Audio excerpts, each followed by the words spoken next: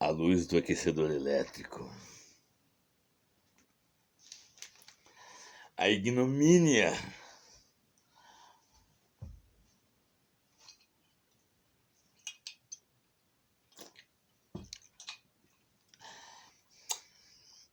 O Corvo, Edgar Allan Poe.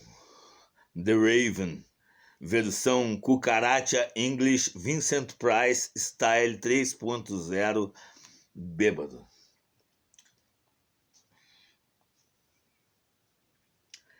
Once upon a midnight dreary, while I pondered weak and weary over many a quaint and curious volume of forgotten lore, while I nodded, nearly napping, suddenly there come a tapping, as of some gently rapping at my chamber door.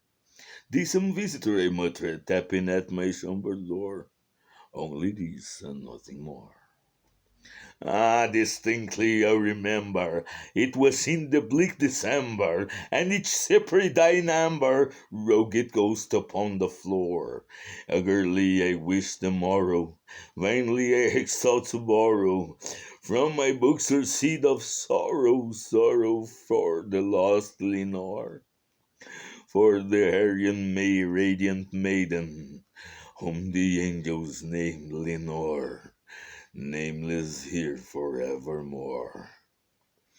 And the silken and sad uncertain rustling of each purple curtain thrilled me, filled me with fantastic terrors never felt before. So that now to still the beating of my heart I stood repeating, "'Tis some visitor entreating entrance at my somber door. This it is and nothing more." Presently my soul grew stronger, hesitating there no longer. "Sir," said I, "or madam, truly your forgiveness I implore. But the fact is I was napping, and so gently you came rapping, and so faintly you came tapping at my chamber door, that I scarce wish, sir, I heard you. Here I opened wide the door. Darkness there and nothing more." Deep into that darkness peering, long I stood there wondering, fearing, doubting, dreaming dreams no mortal ever dared to dream before. But the silence was unbroken, and the stillness gave no token, and the only word there spoken was the whispered word. This I whispered, and an echo murmured back the word, "Merely this and nothing more." Back into the chamber turning, all my soul within me burning. Soon again I heard a tapping, somewhat louder than before.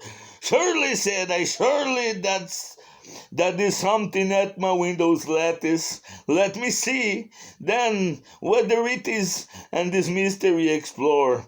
Let my heart be still a moment, and this mystery explore. This the wind, and nothing more."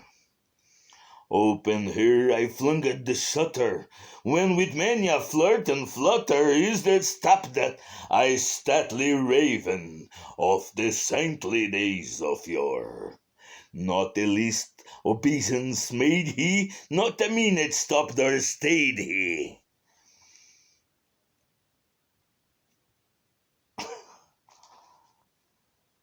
But with mien of lord or lady perched above my chamber door, perched upon a bust of Pallas, just above my chamber door, perched and sat and nothing more. Then this ebony bird beguiling my sad fancy into smiling, by the grave and stern decorum of the countenance of it wore, To thy crest be shorn and shaven to, I said, I'd sure no craven.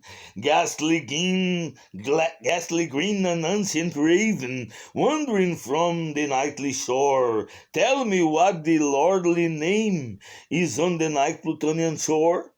Quoth the raven, nevermore. Much I marvelled this ungainly fowl to her discourse so plainly.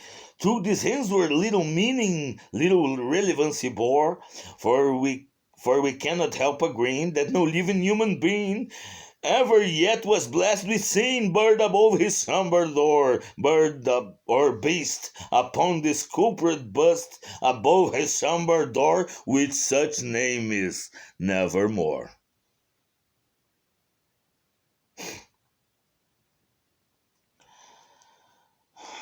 But the raven, sitting lonely on that placid bust, spoke only that one word, and if his soul is in that one word he did outpour, nothing farther than he uttered, not a feather than he fluttered, till I scarcely more than muttered, other friends have flown before.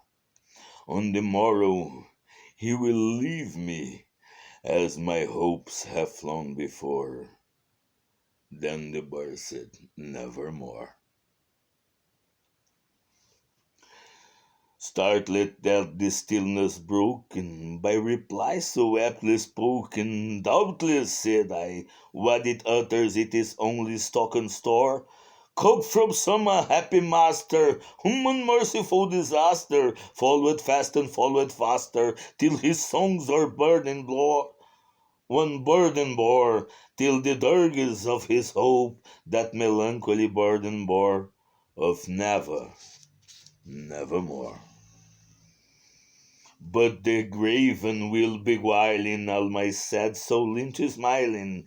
Sick I willed thou cushioned sit in front of bird and bust and door. Then upon the velvet sinking, I betook myself to Lincoln, fancying to fancy thinking, what this ominous bird of yore, what this green and gainly, ghastly, gaunt and ominous bird of yore mean in croaking nevermore. This I sat engaged in guessing, but no syllable expressing, to the fowl whose fiery eyes now burned into my bosom's core. These and more I sat divining, with my head at ease reclining on the cushion's velvet lining that the lamplight gloated wore. But with velvet lion lining, with the lamplight gloating war, she shall press nevermore. Then methought the air grew denser, perfumed from an unseen censer, swung by seraphim whose footfalls tinkled on the tufted floor. Wretched, I cry, thy God that lent thee, by these angels that he had sent thee, respite and nepenthe from thy memories of Lenore. Quaff, the kind nepenthe, and forget this lost Lenore. And quoth the raven, nevermore. Prophet, said I think of evil, prophet still of bird or devil, whether tempest send or weather, tempest toast that tear ashore, desolate yet undaunted, on this desert land enchanted, on this home by our haunted, tell me truly, I implore, is there balm in Gilead? Tell me, I implore. And quoth the raven, nevermore. Prophet, said I think of evil, prophet still if bird or devil, by that heaven that bends above us, by that God we both adore, tell his soul with sorrow laden, if within the distant Eden it shall clasp a sainted maiden, whom the angels name Lenore. clasp a hair and radiant maiden, whom the angels name Lenore, and quoth the raven, nevermore. Be that word or sign of parting, burn or find, I shrieked up starting, Get thee back into the tempest and the night Plutonian shore. Leave no black plume as a token of that light that so has spoken. Leave my loneliness unbroken. Quit this bust above my door. Take thy beak from out my heart, and take thy form from out my door. And quoth the raven, nevermore.